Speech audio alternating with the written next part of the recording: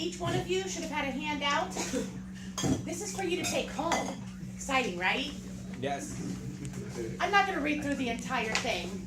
I wanted to provide this as a guide to help us understand it. I do want to share with you exactly what I'm going to do today. So there are 3 parts to this.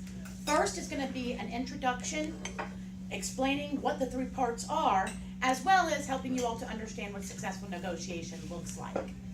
Second will be a role play. That is going to be with my wonderful assistant, David Watson. During this role play, he will be my boss, and I want a raise. He doesn't think I need one. For whatever reason he decides. And then the last 3 to 5 minutes, I need your help. The last 3 to 5 minutes is the feedback section. Each one of you will give feedback on how you think the negotiation went, what could have been done better. David, you also have an opportunity to give feedback as well. Tell me, you could have convinced me better if you had, type of thing. Without further ado, I'd like to start talking a little bit about what successful negotiation looks like. First off, I want to point out the big, pretty picture on the front. That is successful negotiation at its best. Win-win. Oftentimes, when people get into situations of negotiation, they try to think about, how can I win? And they go into the negotiation with the mindset, I gotta win this, I gotta get the best deal. However, when you go into that mindset, you've already lost. You want to start by thinking, how can we win? What can I do to make sure that both individuals win? How do you do that? I want to share with you, negotiations happen in every single day of your life. You may not realize it, but it does. It happens with family. It happens with friends. It happens with coworkers. It happens at the convenience store. It happens when you're trying to ask for a job, when you're trying to ask for a promotion or a raise. Every part of your life is a negotiation. In fact, 99.9% of your interactions are negotiable. That is why it's so important to understand how to be a strong negotiator. In order to do that, you want to prepare in advance for negotiations, especially big ones. Some of them are kind of minor. You can't really prepare for those. But for the ones that are pretty big, start by thinking ahead. You want to know what you want first. This is going to be your best possible outcome. What can I get that makes me happy and successful and what I'm trying to do? Next, think about what the other party wants. That's where we often get lost right there, right? It's kind of easy to think about what I want, but sometimes it can be difficult to think about what the other party wants. So consider that in advance. And finally, have preset objectives. You want to have your best possible outcome, a good outcome, and something you can live with. Have those in mind before you go in. Once you're well prepared, there are 2 very important strategies to think about throughout the entire process. First is empathy. With empathy, you want to consider the other person's feelings, thoughts, and why they're at this negotiation table. And second is confidence. If you are not confident that you deserve this, that you're doing well, and that you can achieve what you want to, no one will be confident in what you're doing. Once you've done that, keep in mind to be fair, believe that you're worth whatever it is you're trying to get. Listen. Listen is extremely important. Oftentimes, in any part of our lives, we tend to not listen as well as we should. We tend to prepare our response versus listening fully to what's being said. Keep it friendly. Don't get upset, don't get angry, and don't get too competitive in the process. Once you've come to an agreement with the individual, you want to document that agreement immediately. If you don't write down, you might forget. If you think, I'll just do this later tonight, you might forget what it is you negotiated, because you probably had a lot of back and forth. Which one did you agree on? Document immediately. And finally, have SMART goals.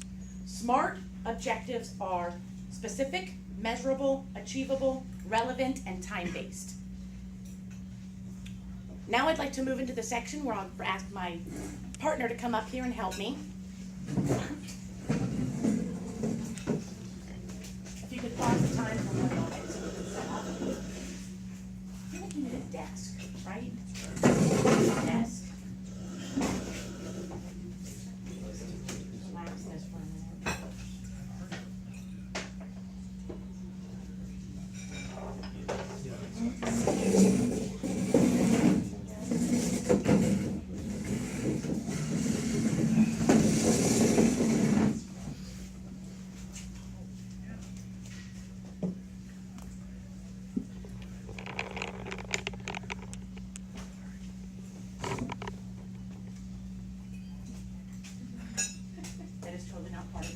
phone go off while I was talking. Oh, we will. Ready to start? I really need this raise. I think I've done a really good job. I know. I deserve this. I've got this. I am a superhero. Oh, it's time. I don't want to be late. Hey, Hi. morning, Michelle. Hi. Are you still available for our meeting today? Yeah, I got some time. Come right on in. Thanks so much, David. Great to see you. Thank you, thank you. How's everything going? Pretty good. How's it going with you?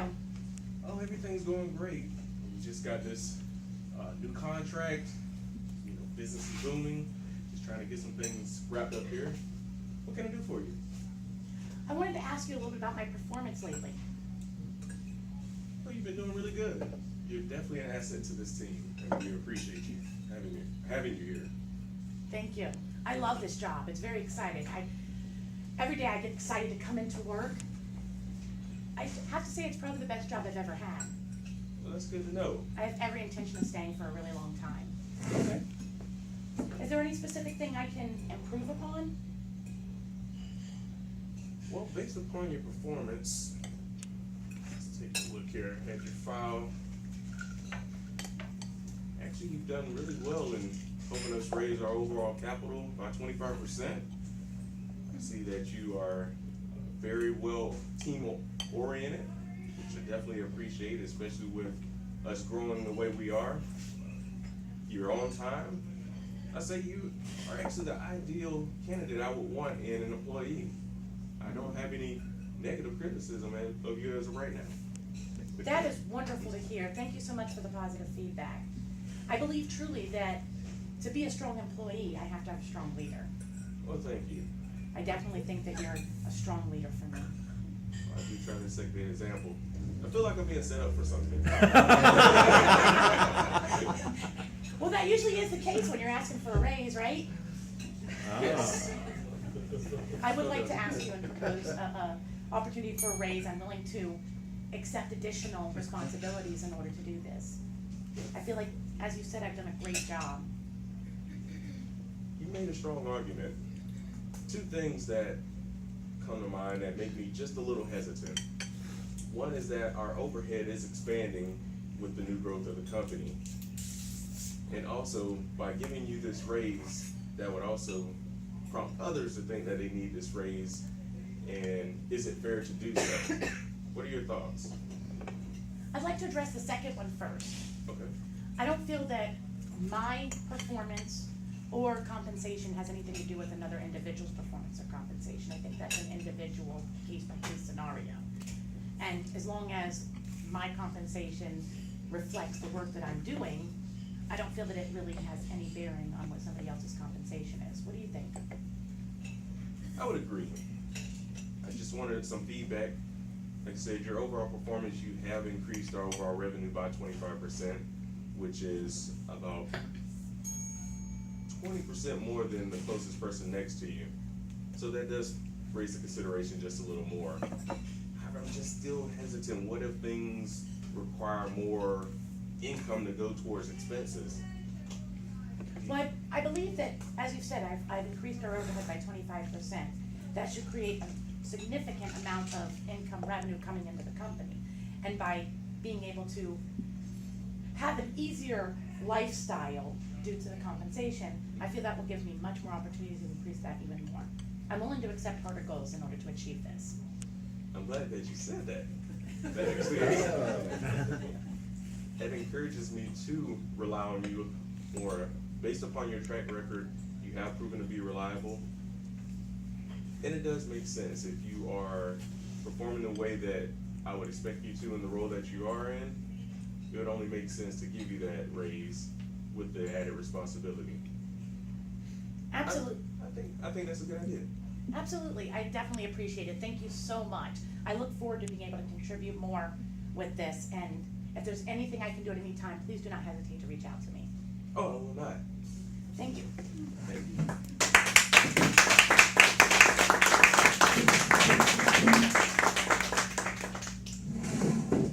And that's the end of that segment. I'll give the timer just a moment, and then we'll start on the feedback section.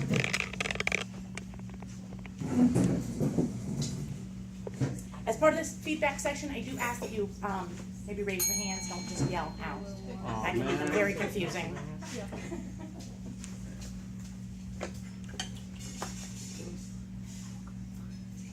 Are we ready? Go.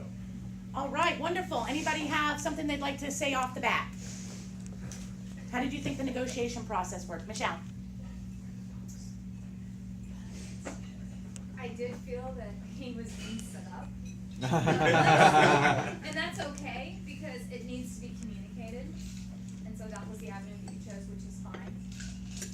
One of the things that I guess I was a little confused about is he didn't ask for a specific amount. Would that not have been part of the negotiation of a raise to try to work that out? I realize this is unscripted, so you're doing the best that you can, but in a true negotiation process, in that type of scenario, you would ask for a specific amount, correct? Correct, and I did have a specific amount and totally forgot to say it. That's okay, that's all right, all right.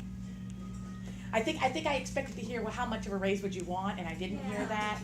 Well- So I was like, oh, I totally forgot. Yeah, but David did a great job. Yes, Way better than absolute job. Mm-hmm. Thank you. Anybody else? I would suggest that when you say, I'm willing to take on more additional responsibility, be more specific. Yeah.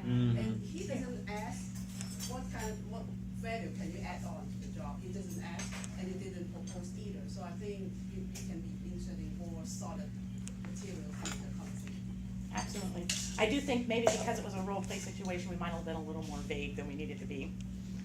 I can see that. Thank you. Thank you for the feedback. Any other feedback? I definitely want to hear from my partner too. Yes. Something that's just a little bit of a pet peeve of mine is the how are you today?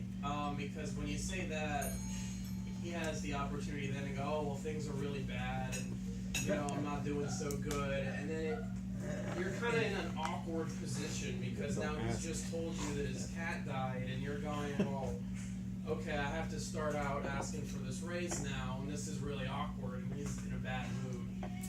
You know, I like to just set the agenda of what I want to talk about. Do we have time? That's something I do, and it kind of avoids that. How are you today? Okay. I do agree with that in some ways. I also do think that if I was asking for a raise, I'd want to know if their cat just died. Just because I probably wouldn't ask today. I'd say, let's move this to another day. Exactly. Did you set on like his calendar to talk about it, or was it just a walk-in? I guess because there's a difference. That's just why I bring it up. That's true, that's true. That is true. I think we role played it kind of like it was on the calendar, right? Yeah, so I think it definitely appeared to be on the calendar. I don't think we really thought ahead of that, but Yeah, that's any other feedback? Yes. When you went down the path of, I love working for you, you're a great boss, it started to feel disingenuous. To me, that sucked the energy out to say, I'm only telling you that I'll take on more responsibility because I'm about to hit you with something. It's that ultimate, I'm gonna suck up so I can suck out. Okay. I tell my boss that every day, that I can see that. But I do love working. She's an amazing boss. The best boss I ever had. Really. I'm not even disingenuous. Well, Like, I thought David was the best you ever had. Yeah, well. Look at it. Yeah, well. yes, Thomas. Maybe he's not fired for giving her a raise. The SMART objectives, I've heard that acronym many, many times. Is that something that's just in your head, or something that should have been communicated to him? It should have been communicated to him. Yeah. And I think we probably ran a little bit out of time. And I was kind of like, oh no, the time's coming. I was just wondering for my own Yeah, edification. but that would have been, and that's where we came back to the, what are the specifics, which there wasn't any, so we did miss that piece of it during the Okay, but it's negotiation. something that should be communicated, I suppose. Correct. Okay, got it. And now you. The thing that I like most about your role play was the fact that you took away my opportunities to give you a real rebuttal that would back you into a corner.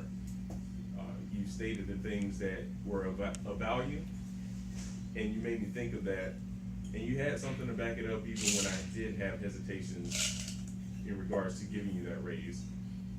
As most stated, I did feel like I was being sucked up too, and I was being set up for something, so it put me on the defensive early on. Okay. Again, this is a role play situation, so this may be something that you do on a consistent basis. You may give that positive affirmation, but in a setting like this, it seemed like this is the only time your boss has been recognized as being a great boss. What's going on here? Thank you very much. All right, we're out of time now, so thank you, everybody. Oh, did you want to say something? No, sorry. Oh, okay. Thank you, everybody, for the feedback. This has been wonderful.